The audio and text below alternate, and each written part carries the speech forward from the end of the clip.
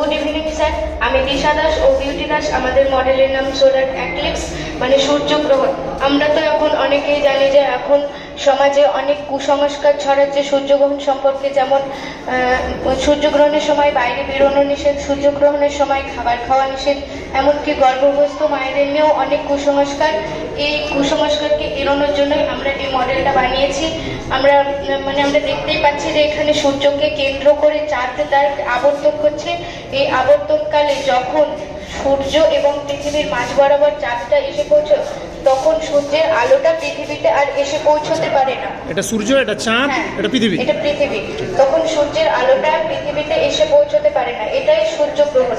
মানে এটা আমরা প্র্যাকটিক্যালি দেখিয়ে বোঝাতে চেয়েছি যে এর সাথে সেই কুসংস্কারের কোনো সম্পর্ক নেই। সেটা শুধুমাত্র সূর্যের আলোটা চাঁদ বাধা দিচ্ছে, ছায়াটা পৃথিবীতে এসে পড়ছে। ছায়াটা পৃথিবীতে পড়ছে।